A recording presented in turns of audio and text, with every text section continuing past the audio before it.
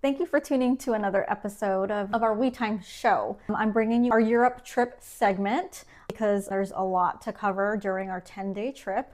And again, if you're just tuning in, me, our executive producer Irene, along with my 16-year-old daughter Ava, we went to Europe over the summer for 10 days.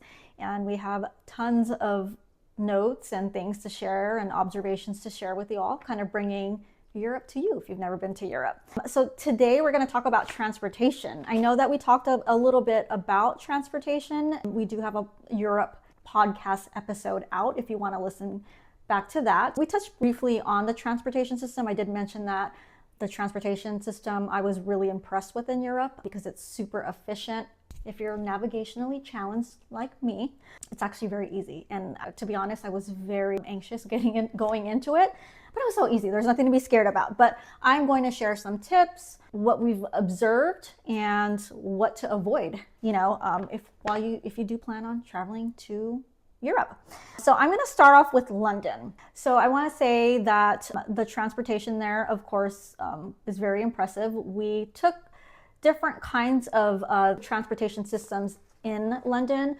The main one is the underground railway, and they also have an upperground railway and the double-decker buses. Ava loved the double-decker buses. Those were actually so much fun, and I think that's what they're known for. It's just fun sitting on the top and just kind of observing all of London, wherever we went from the top. So one thing that I'd like to actually point out is that a lot of the railways in Europe used what they call a travel card. Basically, they're prepaid cards that you can use, and they serve as your tickets to get onto the various different types of transit. So in London, we actually use what they call an Oyster card.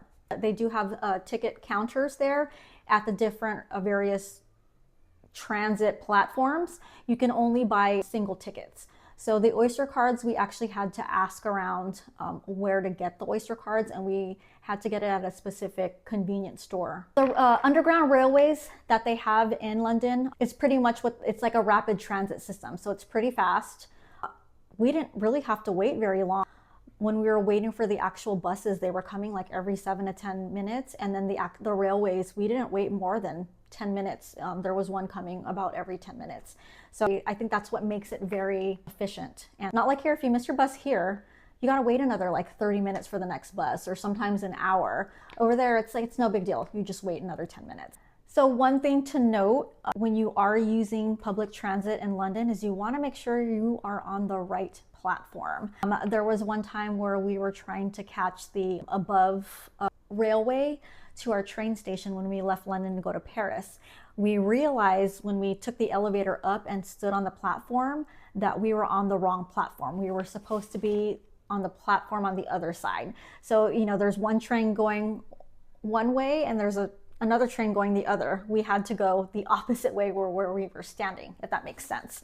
So we had to quickly take the elevator with all our stuff, go down, go back up, and then onto the other platform.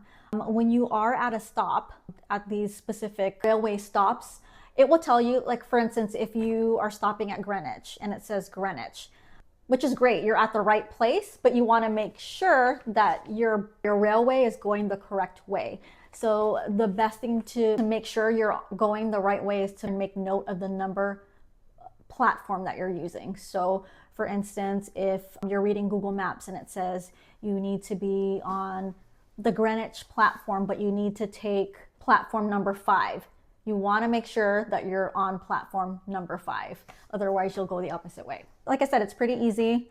What I like about the transit systems in London, if you're on the actual transit, they kind of have the maps up there where you look of where your next stop is going to be, all the stops where you're going. And they announce it very loudly before you're about to stop. So it's very hard to miss your stop unless you fell asleep or you're not paying attention, you're on your phone. Another thing to pay attention to is if you are buying an Oyster card or purchasing single tickets, they are specifically for different zones in London. Zones meaning they're different parts of the map that the specific railway or buses go to. And the best way to find out is they actually have a map in all the different platforms, and it will tell you which zones you need to be. A lot of the touristy areas that we were going to, they were pretty much all in the same zone, unless you need to travel farther out. If you want to know exactly which zone you need to purchase tickets for, you can pretty much just do a Google search or ask somebody at the train station to help you with that. And that's all I have for London. And the next we're going to move on to Paris. So Paris, their prepaid travel cards are called Navigo cards. So again, in Paris, you can buy single tickets if you'd like, but we found it more cost efficient to buy a weekly Navigo card pass there. But if you're a local there, they actually have monthly and yearly prepaid Navigo cards that they can use as well. You know, everybody in Paris pretty much uses this public transit. It's great. The one thing that I did notice though, in their underground railway, as opposed to the railways that we took in London, was that they were really, really busy, especially during their peak times, which is after work or in the morning, you know, because like I said, public transportation is widely used in Paris, and people go to work and they go home. It's not like here where everyone just pretty much has cars and barely anyone takes transit. So they do get really, really packed. I mean, there were times where, you know, of course we would enter the metro, which is their underground railway system, and there wasn't any place to sit. So they have these poles that you have to hold on to so you can stand up while the train is moving. And there were times where at each stop, people just kept going in and going in. And I was thinking, how much more people can fit in here? And you know, me being really little, my face was like in a lot of people's armpits, up against people's backs. So it got pretty cramped. So that's something that also I observed, but it was fine. Like I said, there were a lot of people that got off and kind of give you a little bit of relief, but it was considerably more packed than what I noticed in the railways in London. One thing to keep in mind that I noticed in the Paris metro stations is that it can be a bit challenging if you're somebody with accessibility needs, like if you are handicapped or you have a lot of luggage. When we got to Paris, you know, we stayed with one of Irene's really good friends. She was very nice enough to open up her home for us to stay in. When we got there, we had our carry-ons with us. You know, we had some luggage with us, and their elevators, a lot of them were actually broken. So we actually had to carry, you know, our luggage up a few flights of stairs. And I kept thinking like, wow, what if there was somebody on a wheelchair or, you know, handicapped, like how would that work? Luckily, since Irene's friend knew which was the closest stop that had an actual working elevator or lift, she knew which was the closest stop, so we just stopped there. We just had to walk a little bit farther out to her apartment. So that's just one thing to look out for as well. One of the days, it was just me and Ava, we went to Disney Paris. So we actually took the above ground, it was like a double-decker bus in London, but it was a lot bigger. So we did take that to Disney Paris. But the one challenging thing about that day was that there was a nationwide internet outage going on. So our phones weren't working. And, you know, one thing that I did that was actually another tip that Irene gave me before we started our trip was to download Google Maps. So you can download Google Maps specifically for that country or city that you are visiting, and you can use it offline. So that was super, super helpful. But in this instance, for some reason, my downloaded Google Maps was not working for me. I mean, traveling without internet was really, really scary. But the good thing about us getting to Disney Paris is when we use the transit, you know, you look at the maps at the platforms and they'll have little Mickey ears. So they'll tell you, like, they will make sure that you get to Disneyland there because they have little Mickey ears and tell you which trains to take. So that was super, super helpful. Yeah, travel tip, download Google Maps specifically for the country or city that you're visiting, and then you can use it offline. So another Paris transit travel tip is when you're at the train stations, you want to make sure you really pay attention to the maps that are at the train stations, and you want to make sure, just like London, you want to make sure you're taking the train that goes the correct way. In order to do that, is Paris, their metro stations made it very easy for you to find their maps. They're pretty much everywhere, so they have their maps, and it will basically, again, tell you each stop that specific train is going and the destination. So one of the tips that Irene's friend gave to us was look at the final destination, because it will tell you. That's the easiest way to find which train to go. And again, Google Maps, can't say enough of it. They make it very easy and let you know which train to take. And another tidbit that I noticed is that with the Oyster card in London, you have to actually scan in to actually get into the specific way that you're taking, and you actually have to scan again when you leave so that they know that you entered the station and that you left the station. With Paris, with their Navigo cards, you just scan in. We didn't have to scan out. So sometimes it got a little confusing for us because we're like, do we have to scan out? We're like, oh no, that's London. So just another fun little tidbit about travel cards there. The scammer had said that the machine doesn't take card, that they only can take euro, paper money, cash. So my coworker gives this person 100 euro cash. They, plugged in stuff onto the machine and gave them the tickets. And when they got onto the platform, they were able to get on the platform, but the rest of the other tickets actually didn't work. So they basically took 100 euro, bought one-way ticket for him and his wife, and pocketed the rest. He was really upset about it, of course, felt very violated. They went, at their stop, they went to the booth and explained what happened.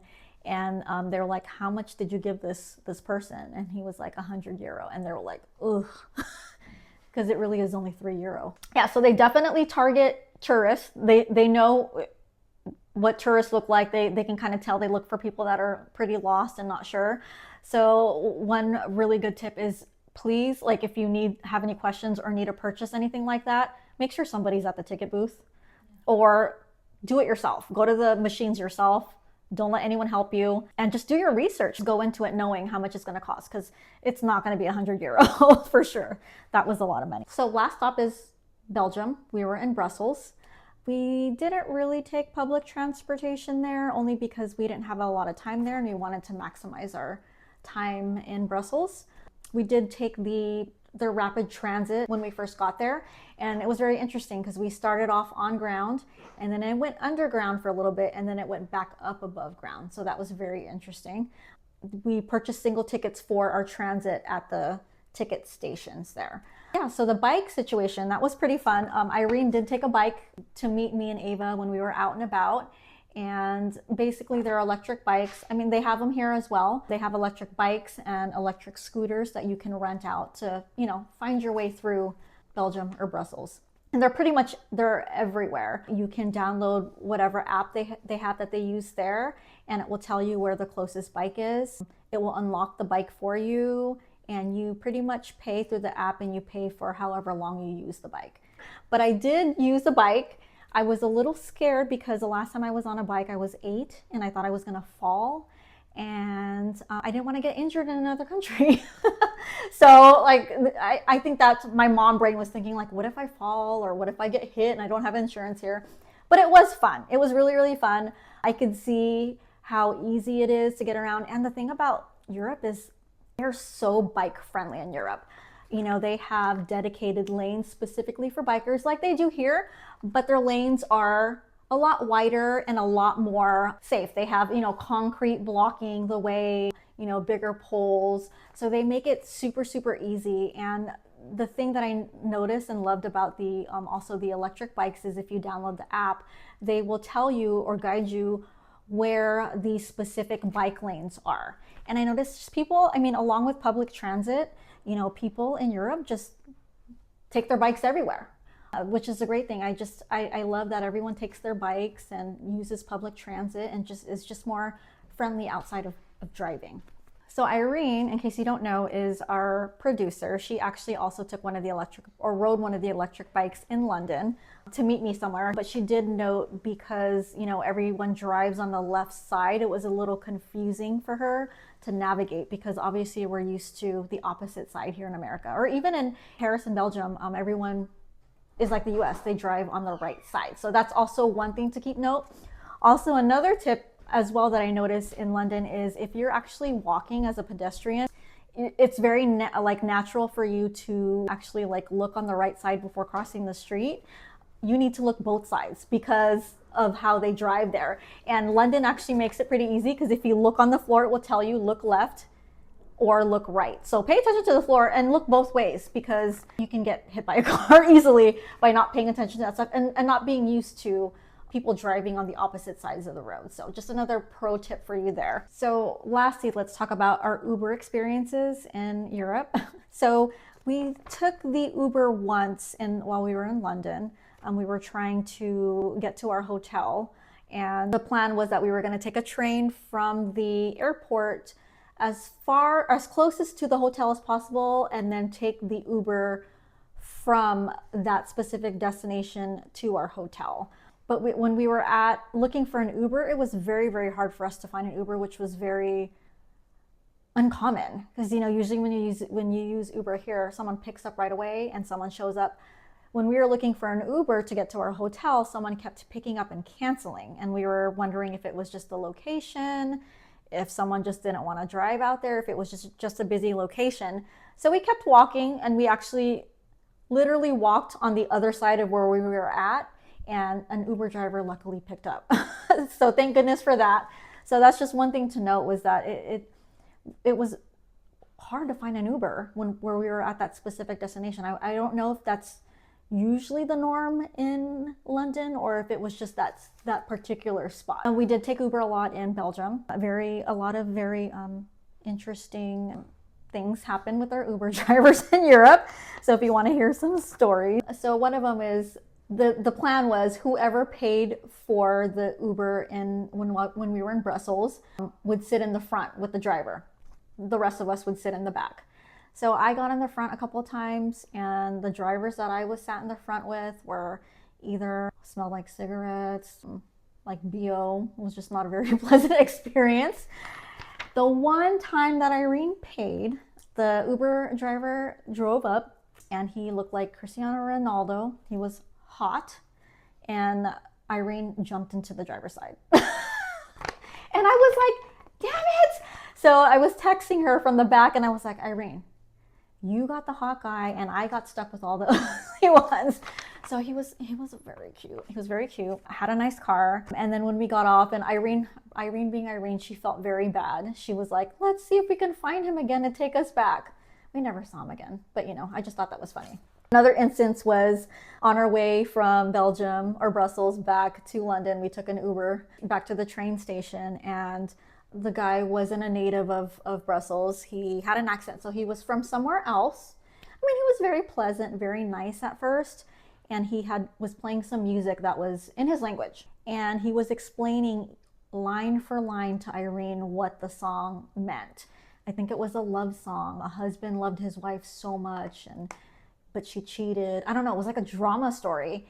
And Irene was just kind of like, okay. But then he was also singing it. It was very uncomfortable.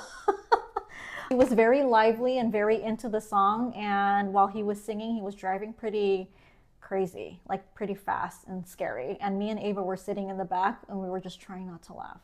So, I mean, that was our experience with the Uber drivers. That's that for, our Uber experience in Europe. The last thing I want to go over is the train. So we did take, they call it the inter-country train. So basically, we took a train from London to Paris, and then we took the train from Paris to Brussels, and we took a train from Brussels back to London. But I actually thought it was going to be an actual choo-choo train.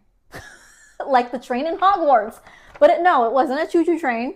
It was above transit, like a train. Irene thought it would be interesting to try the two different kinds of seating. So the first two trains that we took were economy, which is regular basic ticket.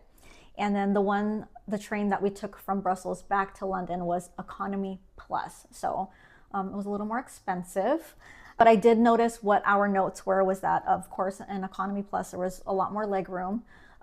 We were actually served food. So the food was actually pretty good. We were served food. They gave free beer and wine as well, which I thought was really nice. The restrooms, I didn't personally use a restroom. Irene actually used the restrooms on both the economy and economy plus. She did say that the bathroom in economy plus actually was big, like a normal size bathroom. So nothing like the bathrooms that they have in the airplanes where it's super small and cramped.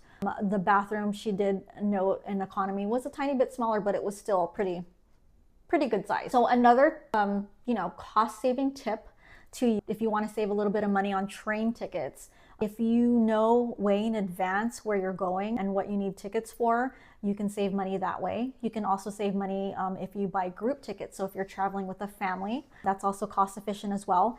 And they also provide off-peak and super off-peak times to buy tickets, which will be cheaper than your normal ticket. There's a lot of national and private train companies offering intercity travel across Europe. For example, Germany has Deutsche Bahn, Switzerland has Swiss Federal Railways, UK has Avanti West Coast, Great Western Railway, and LNER. And Austria and Italy has their own, etc. Other countries. We used Eurostar and used Eurostar.com website to book our intercity trains. Another thing to note is when we took our train from London to Paris, since UK is now out of the EU, we had to go through customs as if you're, taking an airplane somewhere else. So we had to go through customs. We had to make sure our passports were ready. They had to check our luggage. So they did that when we left London to Paris. And then also when we had to go back into London from Brussels. So another thing to keep in mind, make sure you always have, you have your passport with you when you do that. Another thing that we didn't cover that's also a cheaper alternative is intercity buses. So there's actually a bus called Flix buses. So they actually are across Europe. That's also a cheaper alternative. We unfortunately didn't get a chance to cover that or use one of those buses while we were there, but that's also another cheaper alternative to look into. So this concludes our transportation episode of our European travel segments. So thank you for tuning in. I know it's a lot, but I hope that a lot of this information is very helpful to you if you do plan on traveling to Europe. And keep traveling and experiencing the world. And yeah, keep listening to Time Convo and keep watching our shows. If you have any questions, anything else you'd like to point out about your European travel, feel free to let us know. Leave a comment or message us on our Instagram, WeTimeConvo_podcast, or at WeTimeConvo_podcast. So we will see you in our next episode. Bye.